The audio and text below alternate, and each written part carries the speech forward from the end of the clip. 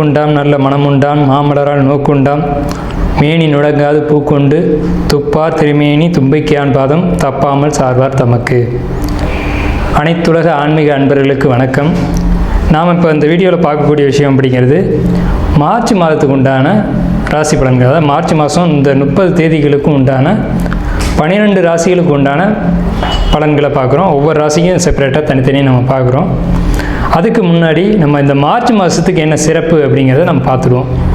March மாதம் அப்படிங்கிறது என்னன்னு கேட்டிங்க அப்படின்னா, முதல்ல நம்ம தமிழ் வருடத்தின்படி மாசியும் பங்குனி, அதாவது மாசியில் 15 தேதிகளும் பங்குனி மாதத்தினுடைய ஒரு 15 தேதிகளும் உள்ளடக்கிய ஒரு மாதம்தான் நம்ம ஆங்கில மாதத்தில் மார்ச் மாதம் அப்படின்னு சொல்கிறோம். இந்த மார்ச் மாதம் எப்படி அப்படின்னு கேட்டிங்கன்னா, குளிர்காலம் முடிந்து கோடை காலம் துவக்கமா அப்படின்ற ஒரு அமைப்பில் வரும். இது பின்பனி காலம் அப்படின்னு தமிழில் சொல்கிறோம். ஆனால் இது கோடை காலமாக தான் நமக்கு தெரியுது. ஏன்னா இந்த பனிக்காலம் முடிஞ்சதுக்கப்புறம் கடுமையான குளிருக்கு அப்புறம் வரக்கூடிய கடுமையான வெயில் காலமாக நமக்கு இயல்பாக தெரியுது. சரி, இந்த மாதத்தில் என்னதான் சிறப்புகள் அப்படின்னு பார்க்கும்போது, இந்த மாதத்தில் தான் ஹோலி பண்டிகையாக இருக்கட்டும், வடநாட்டில் கொண்டாடப்பட ஹோலி பண்டிகை, நம்ம தமிழகத்தில் கொண்டாடக்கூடிய மாசி மகம், அதே மாதிரி மகா சிவராத்திரி, அதே மாதிரி இந்துக்களுடைய எல்லா விதமான பண்டிகை காலங்களையும் இந்த மார்ச் மாதத்தில் நம்ம கொண்டாடுறோம். ஏன் இந்த மார்ச் மாதத்தில் கொண்டாடுறோம் அப்படின்னு நம்ம பார்த்தோம் அப்படின்னு கேட்டிங்கன்னா, வெப்பம் அதிகமாக இருக்குது அப்படின்ற பட்சத்தில் விவசாயம் இதெல்லாம் முடிவு பெற்று மக்கள் ஓய்வாக இருக்கக்கூடிய காலகட்டம். இந்த ஓய்வு நேரங்களில் இறைவனை வழிபடுறதுக்காக, இறை வழிபாட்டுக்காக மட்டுமே நம்ம எடுத்துக்கொண்ட மாதம் தான் இந்த மார்ச் மாதம்.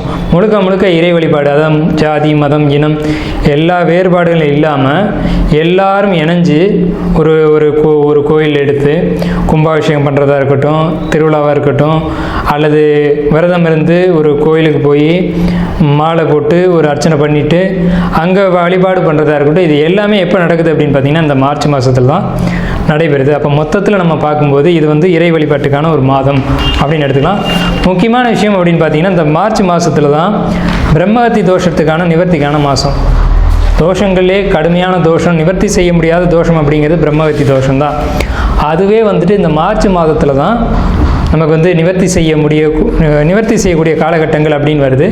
எப்படின்னு கேட்டிங்க அப்படின்னா, இது மாசி மாதத்தில் வருது அப்படிங்கிறதுனால மாசி மாதத்தில் தான் சிவபெருமான் முருகன்கிட்ட பிரணவ மந்திரத்தினுடைய உபதேசத்தை வாங்குறாரு. முருகன்கிட்ட இருந்து உபதேசம் பெறாரு சிவபெருமான். ஸோ இந்த காலகட்டத்தில் உயர்கல்விக்கான ஒரு அமைப்பு, பெரிய படிப்புகள் படிக்கிறதுக்கான அமைப்பு. இப்போ மார்ச் மாதம் நீங்கள் எடுத்துக்கிட்டிங்கன்னா குழந்தைகளுக்கு இந்த மாதத்தில் தான் எக்ஸாம் இதெல்லாம் முடிவுக்கு வரும். எக்ஸாம்லாம் முடியக்கூடிய காலகட்டம் அப்படின்னு எடுத்துக்கலாம். ஸோ இந்த மார்ச் மாதத்தில் படிப்பு, கல்வி, உயர்கல்வி போன்ற விஷயங்களை நம்ம கையில் எடுக்கிறதுக்கும் கலைகளை கற்றுக்கிறதுக்கும் இதுக்கெல்லாம் ஒரு சிறந்த மாதமாக இருக்கும். புதிய கலைகளை கற்றுக்கிறது, மந்திர உபதேசங்களை வாங்கிக்கிறது, அல்லது மந்திரங்களை படிக்கிறது, மந்திர கலைகளை பயன்படுத்துறது, முன்னோர்களுக்கு தர்ப்பணம் திதி போன்ற விஷயங்களை கொடுக்கறது அப்படிங்கிறது இந்த மார்ச் மாதத்தில் தான் செய்கிறது ரொம்ப விசேஷமாக இருக்கும் அப்படின்னு புராணங்கள்லையும் இதிகாசங்கள்லையும் சொல்லப்பட்டிருக்கு.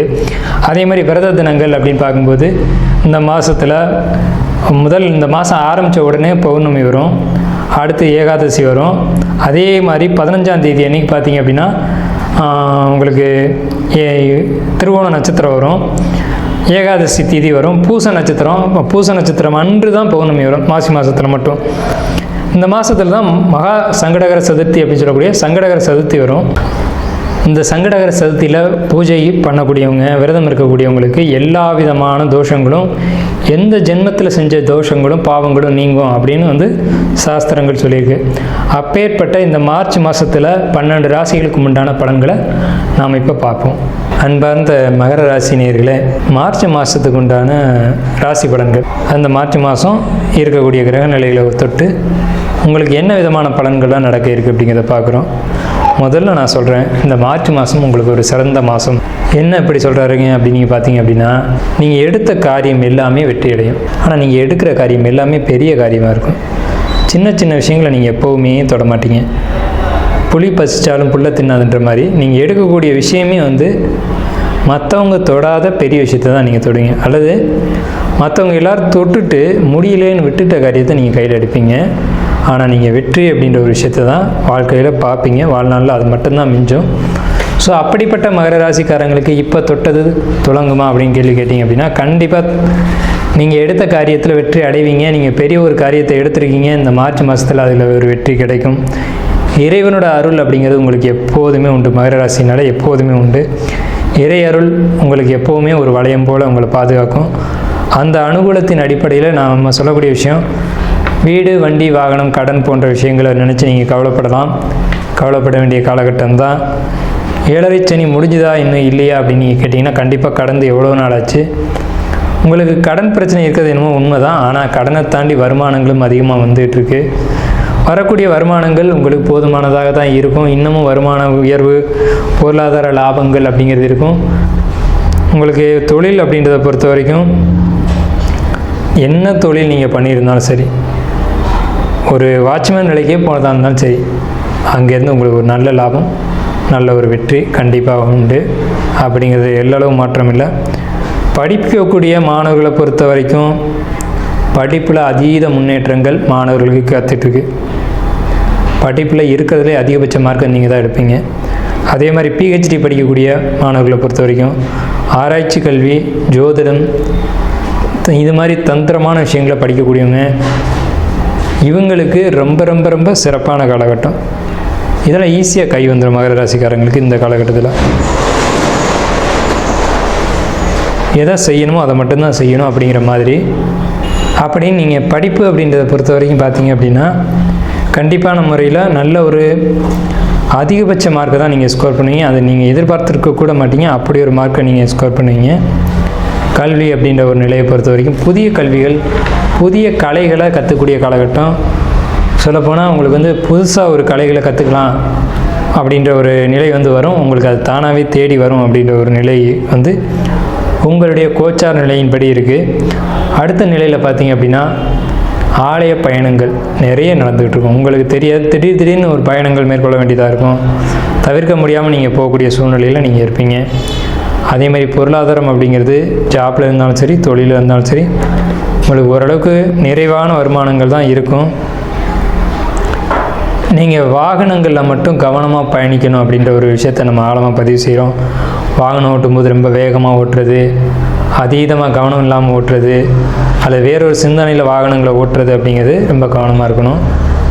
கணவன் மனைவி ஒற்றுமை உறவு பொறுத்த வரைக்கும் விட்டு கொடுத்து செல்லணும் அப்படிங்கிறது தான் மகர ராசிக்கு இப்போது இருக்குது. எல்லாராலையும் ஒதுக்கப்பட்டவங்க தான் மகர ராசிக்காரங்க. கணவன் மனைவி உறவில் மட்டும் பார்த்திங்க அப்படின்னா இந்த ஒரு நிலை காணப்படும். அதாவது எல்லாருமே ஒரு மகர ராசிக்காரங்க இருக்காங்க அப்படின்னா, கணவன் மனைவியாக சேரும்போது மற்ற உறவுகள் எல்லாம் கைவிடப்படும். இது மகர ராசிக்கு இயற்கையிலே உண்டான அமைப்பு. அப்போ கணவனும் சரி மனைவியும் சரி எல்லாரையும் விட்டுட்டு தனித்து தான் ஒன்று சேர்றாங்க. அப்படின்ற போது இந்த காலகட்டம் மார்ச் மாதம் மட்டும் நீங்கள் ஒருத்தருக்கு ஒருத்தர் விட்டு கொடுத்தோம், நீங்கள் ஒருத்தர் அனுசரித்தும் இருக்கணுமே தவிர, எக்கத்தப்பான வார்த்தைகளை விட்டுக்கிறது, பேசக்கூடாத வார்த்தைகளை பேசிக்கிறது, கவனம் இல்லாமல் பேசுகிறது அல்லது கோபப்படுவது போன்ற விஷயங்களை குறைச்சிக்கணும்.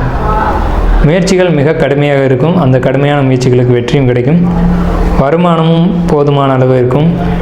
லாபங்களும் தொழிலில் இருக்கும். சேமிப்பும் நிச்சயமாக தனுசு ராசிக்கு இந்த மார்ச் மாதத்தில் உண்டு. பயணங்கள் நிறையவே உண்டு. முயற்சிகள் என்னன்னு கேட்டிங்கன்னா, பெரிய அளவு முயற்சிகள் இருக்கும், பெரிய அளவு முயற்சிக்கான வெற்றியும் இருக்கும்.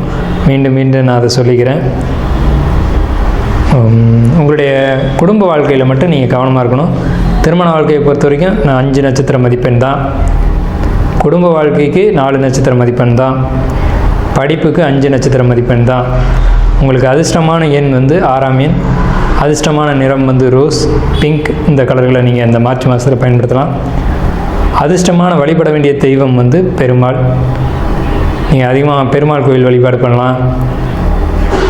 அதே மாதிரி கொடிமரத்திட்ட கருடன் வழிபாடு, கொடிமர வழிபாடு, இதெல்லாம் உங்களுக்கு ரொம்ப சிறப்பான ஒரு பலன்களை தரும். அதே மாதிரி சனிக்கிழமை அன்றைக்கி துளசி மாலை வாங்கி கொடுத்து பெருமாளை வழிபடுறது அப்படின்றது மகர ராசிக்கு ரொம்பவுமே விசேஷமான ஒரு அமைப்பு. ஸோ இதுதான் பொதுவான பலன்கள் அப்படிங்கிறது. நீங்கள் உங்களுடைய தனிப்பட்ட ஜாதகத்தை பார்க்கணும் அப்படின்னு விருப்பப்பட்டால் கீழே ஸ்க்ரீனில் தெரியுற நம்பருக்கு கான்டாக்ட் பண்ணி எப்போ வேணாலும் நீங்கள் உங்களுடைய அப்பாயின்மெண்ட்டை வாங்கி எந்த நேரத்தில் வேணாலும் நீங்கள் பார்த்துக்கலாம். நன்றி, வணக்கம், வாழ்க வளமுடன்.